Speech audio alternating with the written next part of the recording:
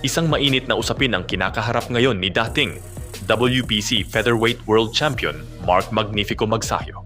Matapos ang balitang pumirma si Shakur Stevenson sa Zuffa Boxing, habang patuloy itong lumalaban sa lightweight division, agad na nagsimulang umikot ang mga haka-haka. Kung sakaling mapabilang sila sa iisang promotion, posible bang mag-cruise ang landas nila sa hinaharap? Marami ang naniniwalang napakahirap na misyon niyon.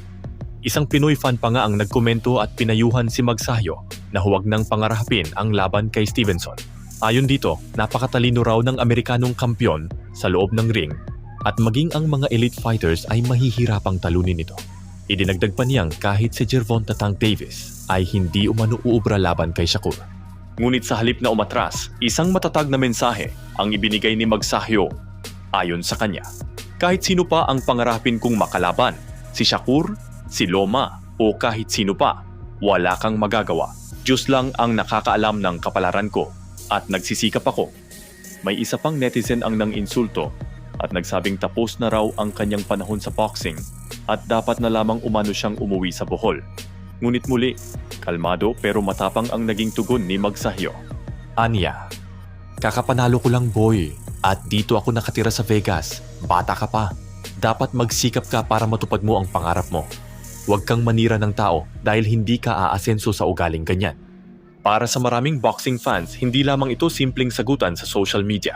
Isa itong patunay na nananatiling buo ang kumpiyansa ni Magsayo sa kanyang kakayahan at hindi pa siya handang isuko ang pangarap na makalaban ang pinakamahuhusay na pangalan sa mundo ng boxing.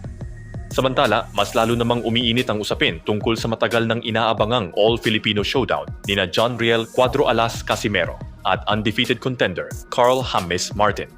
Sa loob ng maraming taon, naging laman ng social media ang kanilang palitan ng mga bahnat at patutsada.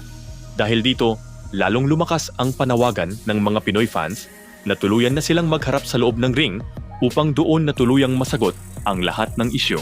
At ngayon, tila mas naging makatotohanan na ang posibilidad na iyon. Sa pinakahuling IBF Super Bantamweight rankings, magkatabi na ang dalawang Pinoy contenders. Nasa number 10 spot si John Riel Casimero habang nasa number 11 naman si Carl James Martin.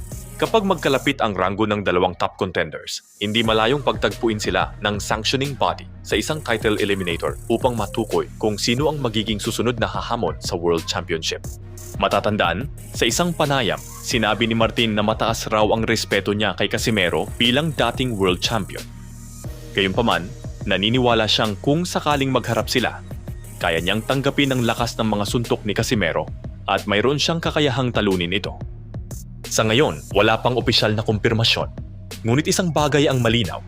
Habang tumataas ang kanilang rankings at patuloy na umiinit ang kanilang rivalry, lalong lumalakas ang posibilidad na ang laban na matagal nang hinihiling ng mga Pinoy ay maaaring maging realidad sa mga susunod na buwan.